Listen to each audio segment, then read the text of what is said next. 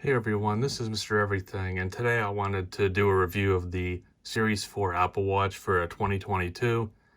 I'll try and cover a few different things, like obviously how it's holding up, what I use it for, physically, because I view it more as a watch than a piece of tech. That's just how I use it.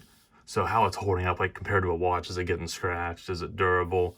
Battery life, and maybe just suggestions for buying some other ones or what so. But start off, that's my favorite thing about the Apple Watch is, I guess to go a little further in, I got the original Apple Watch, the Series Zero, back like when the Series 1 came out, so it was pretty cheap. And I did a video, I might link it, of that watch in, I'm not sure, I think it was 2019, maybe it was 2020, but either way, that was the watch I had. It was really getting to where it wasn't usable anymore. So I upgraded from the original to the Series 4, so it was a huge leap. And all of my bands from that one, that's my favorite thing about the watch, is they all work on it. But this is the one that for the past, well, not the whole year, because I don't think it came out until spring, but this sport loop or braided loop, it's a nylon. In the pictures, because I think they say it's made from like a polyurethane or some type of and there obviously is a lot of elasticity to it, but this is straight up a nylon mesh feeling. And I know you can buy these third party probably for $5, but I don't know, every time I've ever bought a fake band, it just never had the fit and finish or the feel. And especially with the cloth, I wanted it to hold up, not fray, not get all stretched out. I mean, $100 is crazy. I'm not sure if there's still that much. Sometimes they'll reduce the price.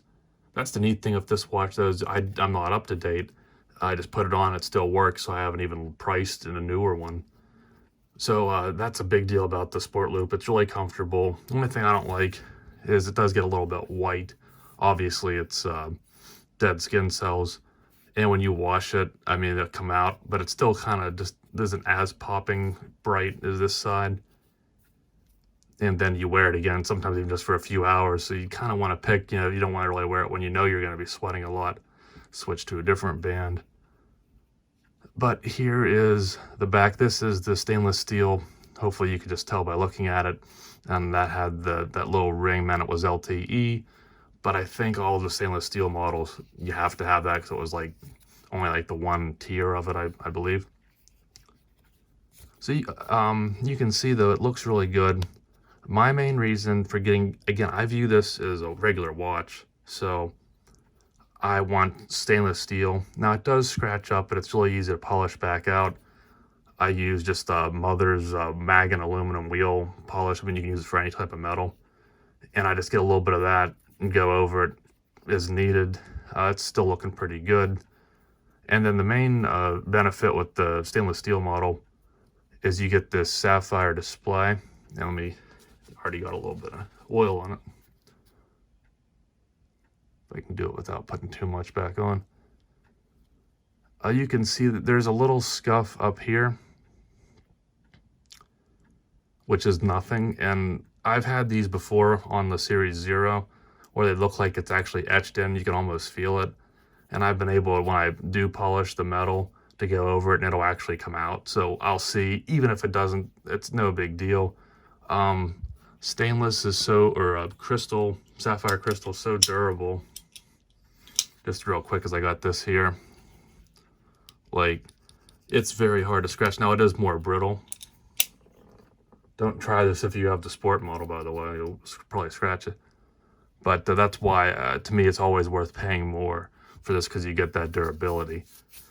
And again, that's how my review is it's pertaining to just more so a watch. I literally just wear it as a watch with notifications on the wrist and the complications. So I enjoy it. This is what I've been going with. Probably my favorite watch face. I like weather. That's really all, just weather. The battery.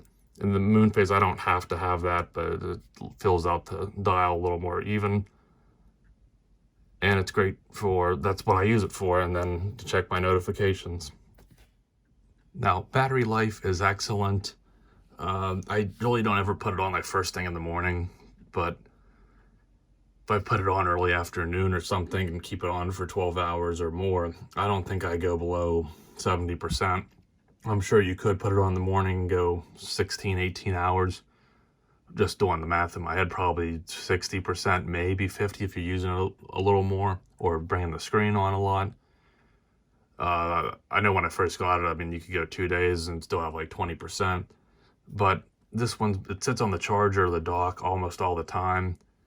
And the Series Zero, the battery actually had expanded. I mean, the battery life was terrible at the end. Then it expanded, had to replace it, and then it was really good again battery life-wise. But this one's going the same amount of time, and it's still holding the battery life really well.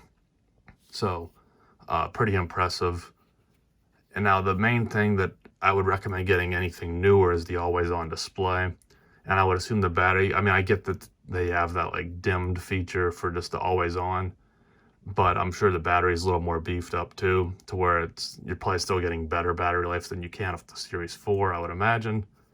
But for this, at least in my case, with a fair amount of wear, but I do change out my watches a lot.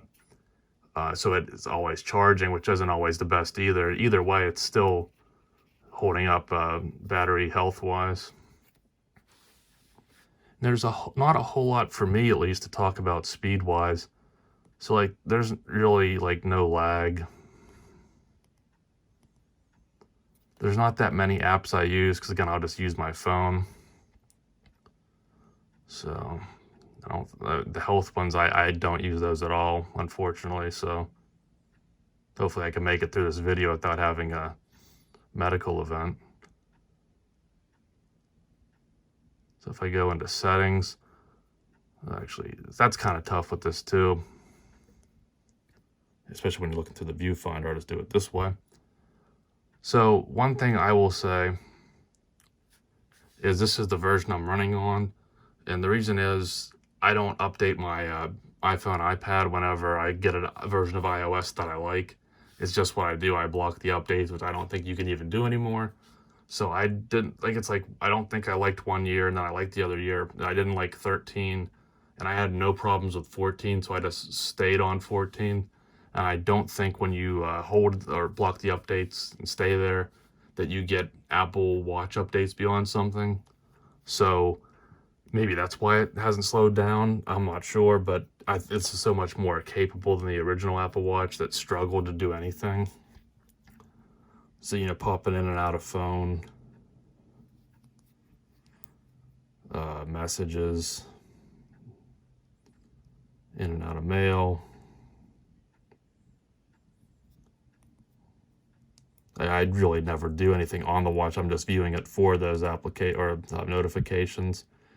The alarm, I'll set that on my phone, but you can adjust it here.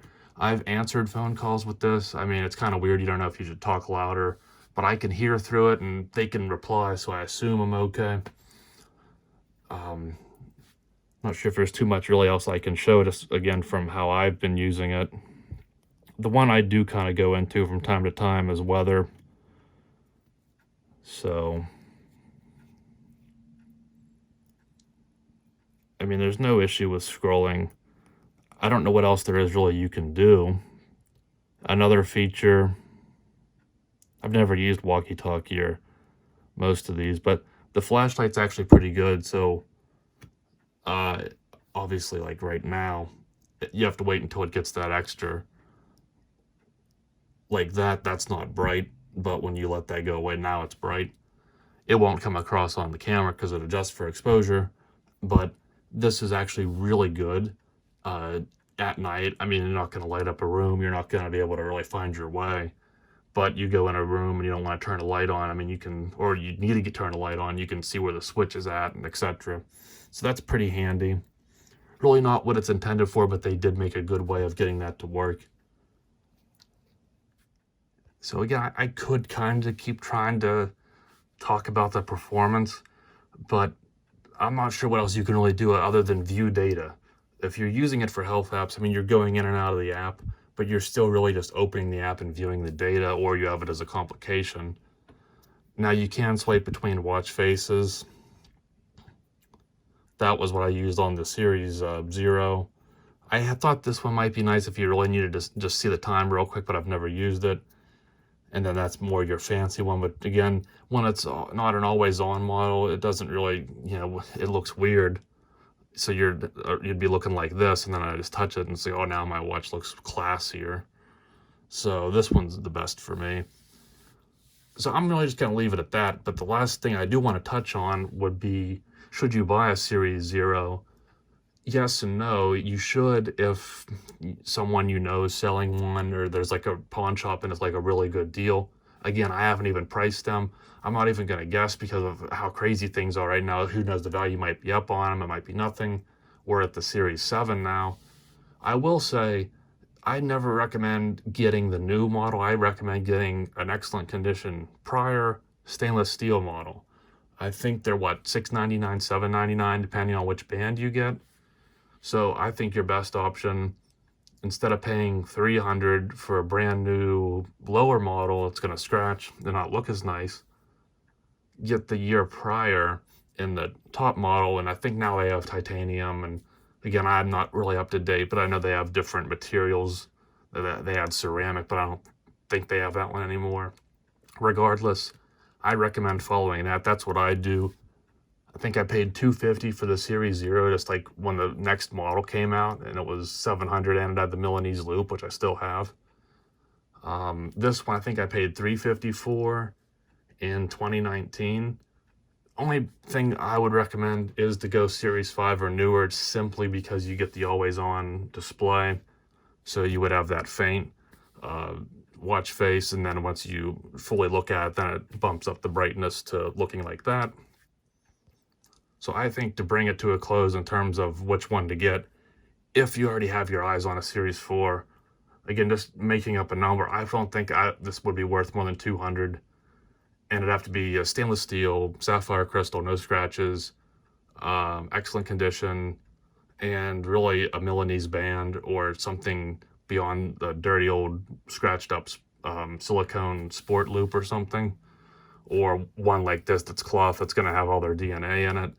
So I think probably 5 or 6, but for the purpose of this video and why I assume people would watch it, the Series 4 is very capable. Again, it just works, as Steve Jobs would say. I mean, I just put it on, I get good battery life, screen's nice and bright. That's what I'm happy with. Maybe there's features in the newer models, but I don't use it for GPS or LTE. I don't put a plan on it. I almost always have my phone with me, so I can just get the push notifications on the wrist, make a call, or not make, but answer a call on it. It works for me like that. There's no need for me. I'm still not looking to get another one. Even if I could find a good deal, I probably wouldn't, because this one's still working fine. But again, to get a newer one of always on, it just really comes down to your budget too. But the Series 4, at least on this version of watchOS, still works fine. It works pretty much, I think, maybe even exactly the same as it did over 2 years ago. It's still just as fast. The battery life seems to be about what it was. No lag, so they must have really over-engineered it compared to the 0 that was just outdated as soon as it came out with a single-core slow chip. This one, you saw it was snappy, and for what I use it for, at least, notifications and complications, just fine. So hopefully that gave you some information. Do you have a Series 4? Do you want one? Or what else are you looking at? And what do you think of my analysis? Am I just a complete idiot not knowing what I'm talking about? Have you figured me out yet? Or do you think this was a decent video telling you about where the Series 4 is at? Thanks for watching, and you'll see me in the next one. Have a good one.